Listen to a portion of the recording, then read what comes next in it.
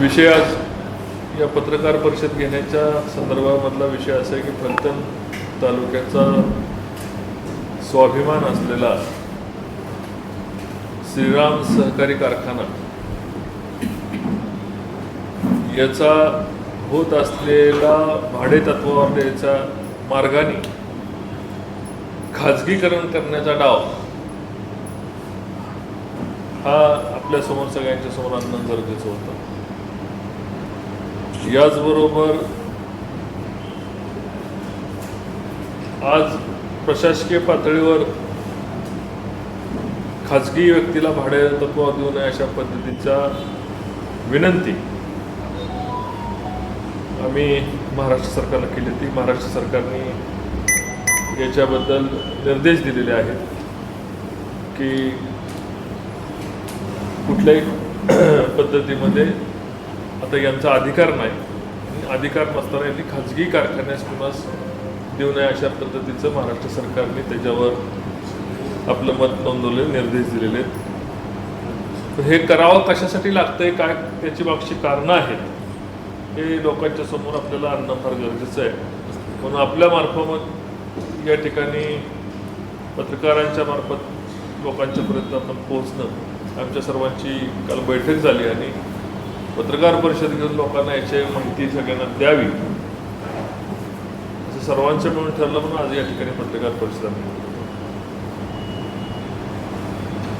श्रीराम सहकारी कारखान्याच्या ठरावाला जवळपास निम्म्याहून अधिक सभासदांनी त्या ठिकाणी बैठकीत विरोध केला होता की तुम्ही खाजगी कंपनीला हा कारखाना देऊ नका. दोन कारणं त्याच्यामध्ये होती की जनरल बोर्डाच्या आधीच यांनी ठरवलं खाजगी तत्वावर द्यायचा अधिकार कोणाला आहे, जनरल बॉडीला आहे.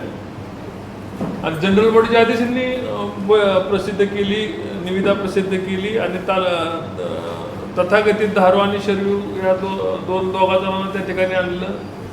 मॅनेज करून या ठिकाणी कुठेही त्याची निविदा प्रसिद्ध केली नाही आणि मॅनेज करून या दोघांना त्या ठिकाणी आणलं आणि जनरल बॉडी अधिकार देते की बाबा तुम्ही भाडे तत्वावर द्या, ठराव द्या, कॅन्सल करा, जे काय करा. याच्या आधीच यांनी त्याचा कारभार उरकून जनरल बॉडीमध्ये मत मागितलं की द्यायचं का चालवायला, द्यायचं, पण त्याच्या आधी करार करण्याच्या दृष्टीने हालचाली केल्या, टेंडर घेतले, निविदा कोणाला कळून दिली नाही. आणि आमच्या जेव्हा हे कानावर आलं की बाबा सहकारी तत्वावरचा कारखाना हा खाजगी कंपनीला द्यायचा आणि उद्या भविष्यामध्ये याच्यावर श्रीराम सहकारी कारखान्याचं 85 कोटी देणे आहे, 17 कोटी देणे आहे, 125 कोटी रुपये देणं आहे. ज्या पद्धतीने 21 एकर जमीन ही श्रीराम सहकारी कारखान्याची विकली त्याच पद्धतीने हा कारखाना खाजगी कंपनीला विकायचा. पुढे 4-6 महिन्यांनी अशीच मीटिंग बोलवायची की कोण चालवू शकत नाही, काय चालवू शकत नाही, देणं देऊ शकत नाही, कामगारांचे हाल होत आहेत. अशा पद्धतीचं वातावरण निर्मिती करून हा खाजगी कंपनीला कारखाना विकायचा. हा जेव्हा डाव सगळ्यांच्या आमच्या लक्षात आला त्यावेळेस या ठिकाणी उपस्थित असणाऱ्या सर्वांनी त्याला कडाडून विरोध केला. 3 वेळा त्यांनी जवाहरला कारखाना चालवायला दिला त्यावेळेस आम्ही कुणी विरोध केला. आणि आत्ताही जाहीर सांगतो की कुठलाही सहकारीचा कारखाना तुम्हाला जर चालवायचा नसेल, तुम्ही सभासदांकडून कारखाना निवडणूक लढवून घेतला की तो आम्ही त्याला श्रीमंत रामराजेंच्या नेतृत्वाखाली त्याचं पुनर्जीवन करणार. तो पुनर्जीवन तुम्ही प्रत्यक्षात 15-20 वर्षात केलंच नाही आणि तो कारखाना प्रतिवर्षी तुम्ही प्रत्येक वेळेस एक्सटेन्शन देत भाडे तत्वावर चालवायला दिला.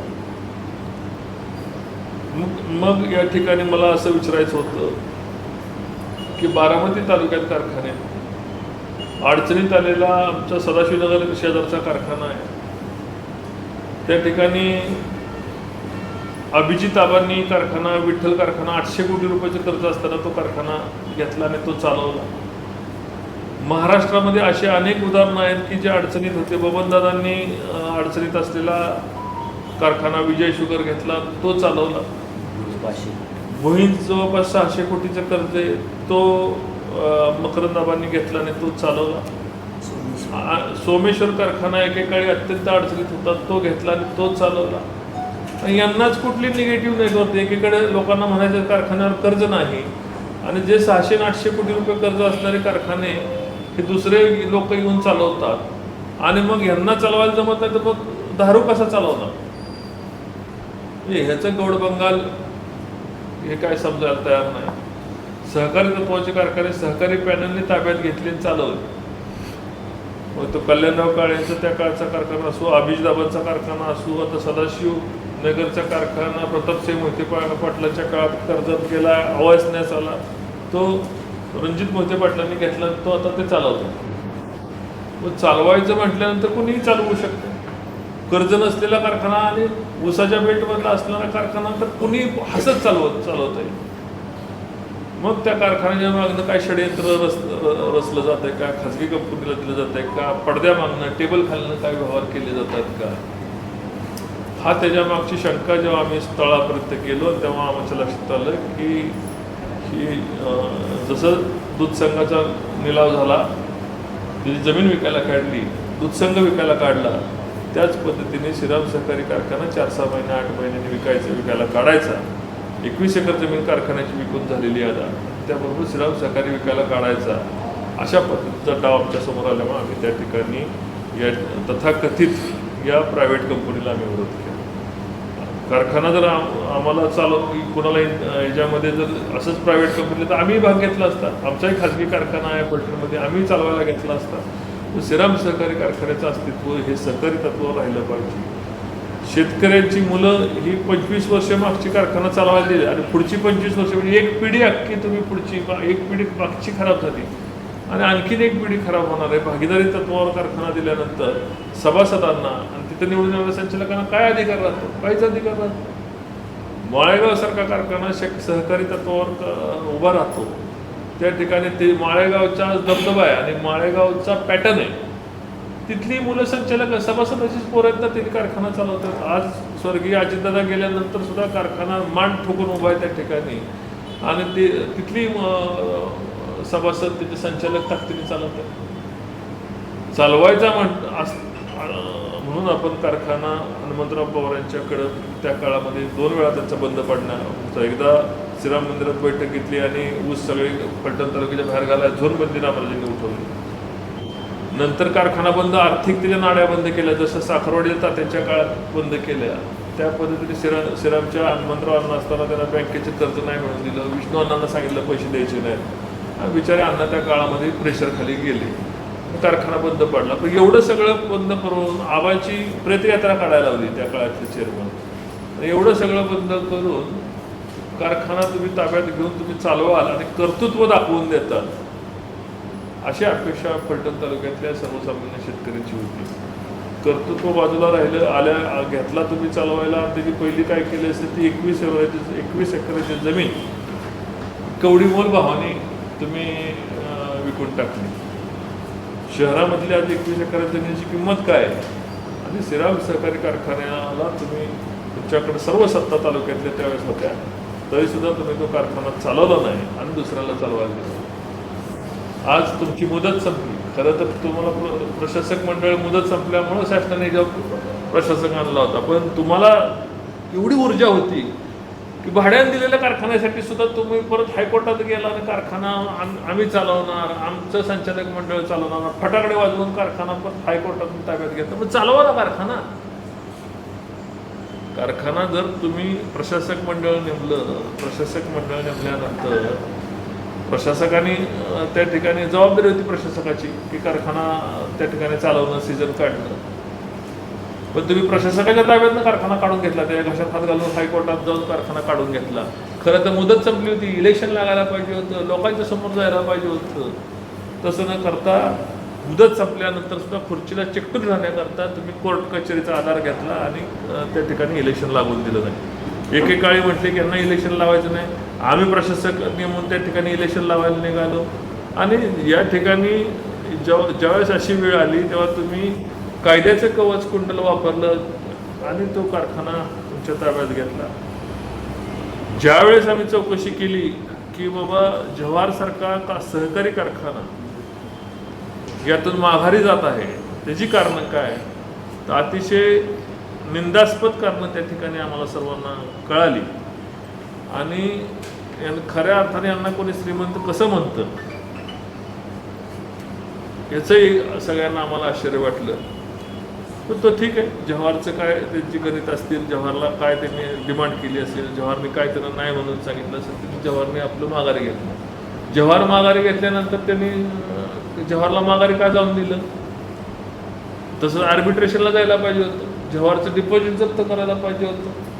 तसंही नाही करून दिलं, कारण त्यांना धारूला या ठिकाणी आणायचं होतं. धारूच्या मागचा गुरु कोण आहे हे तालुक्याला माहिती का नाही? माहिती आहे. धारूच्या मागचा गुरु कोण आहे, धारूच्या मागचा भांडवलदार कोण आहे, आणि धारूच्या मागचं राजकारण कोण करतं हे तालुक्याला माहिती आहे. माझी त्यांना विनंती आहे, आता खऱ्या अर्थाने मुदत संपली, नोटिफिकेशन पण आले आता नवीन शासनाचं की ज्यांची मुदत संपली त्यांना बरखास्त करा. आम्ही म्हणत नाही तुम्हाला बरखास्त करा, आम्ही उद्या बरखास्त व्हायचं असेल तर उद्या सुद्धा बरखास्त होईल. शासनाचं नवीन नोटिफिकेशन आले त्याबद्दल आम्ही तुम्हाला बरखास्त करा म्हणणारच नाही. आता तुम्ही हौसले कोर्टात कारखाना आणलाय ना चालवायला, कारखाना तुम्ही चालवायला, साखर कारखाना तुम्ही चालवा. तुमच्या दम नसेल तर तुम्ही सहकारी कारखाना जॉईंट व्हेंचर करा आणि शासनाच्या नियमाने दिलेल्या अटीप्रमाणे चालवायला द्या. 200 रुपये टनाने कारखाना चालवायला दिला. अतिशय फलटण श्रीराम कारखाना गोलमाल कसं करावं, हेराफेरी पिक्चर कसा बघावा असं बघायचं. 5 कोटी रुपये भाड्याचं 1.5 कोटी भाडं झालं फलटणमध्ये. भाडं वाढतं का कमी होतं? 10 पैसे किलोने कारखाना चालवाय, दळण सुद्धा दळून देत नाही. आता गेलं तर दळण सुद्धा 10 पैसे किलो दळून देत नाही. असं एवढा मोठ्या मशिनरी कारखाना एवढी जागा 10 पैसे किलो दिली. आमचं सहकारी तत्वावरच्या कारखान्याने सहकारीच राहावं आणि पुढे खाजगीकरण होऊ नये म्हणून आमचा याला विरोध आहे, जाहीर विरोध आहे. महाराष्ट्र शासनाकडे आम्ही याच्यासाठी गेलो, भूमिका समजून सांगितली. 2 वेळा कारखाना चालवून द्यायची महाराष्ट्र सरकारच्या कायद्यामध्ये प्रोव्हिजन आहे. 3ऱ्यांदा कारखाना चालवायची प्रोव्हिजन नाही. कुठलाही नवीन कारखाना गेला की तो 10 वर्षात 15 वर्षात कर्जमुक्त होतो, 5 वर्षात होतो, 7 वर्षात होतो.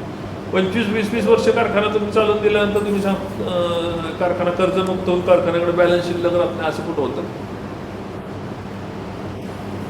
कारखाना हा जो कारखाना विक्रीचा बेत काढला होता याच्या मागून षडयंत्र होतं. ते षडयंत्र उघड करण्यासाठी आम्ही सगळ्यांनी सांगितलं. उद्या आज तुम्ही त्या ठिकाणच्या ज्यावेळेस या ठिकाणी शासनाने बरखास्त केलं होतं संचालक मंडळ आणि प्रशासक नेमला होता, ते का नेमला होता? मुदत संपली होती पुन्हा. तुम्ही हट्टाने आणलेला करून आता तुम्ही हट्टाने कारखाना चालवला पाहिजे. आता तुम्ही सभासदांना इलेक्शनच्या काळात सांगितलं होतं का की आम्ही इलेक्शन लढवताना आम्ही भाड्याने देणार, असं म्हणून लोकांची मतं घेतली होती का तुम्ही कारखान्याचं पुनर्जीवन करणार, जुने दिवस चांगले आणणार, सोन्याचा धूर काढणार म्हणून आणलेले, आणि भाड्यात देण्यासाठी तुमची तडफड का? आणि तुम्ही आता कुठल्या अधिकाऱ्याने लोकांना मतं मागायला जाणार हे पण आम्हाला या ठिकाणी बघायचे. निश्चितपणे जेव्हा कधी ह्याची इलेक्शन लागेल आणि तुम्ही काढता पाय नाही घेतला तर सीझन करचाल तुम्ही. आम्ही काय आता बरखास्त करा म्हणणार नाही, संचालक मंडळ तुमचं कमी करा म्हणणार नाही. जरी नोटिफिकेशन आलं तरी आमचं म्हणणं आहे तुम्ही सीझन पूर्ण काढा, इलेक्शन होऊन द्या आणि लोक सभासद ठरवतील की कुणाकडं श्रीराम सहकारी कारखाना कुठल्या संचालक मंडळाकडे कुठल्या सभासदांकडे द्यायचा.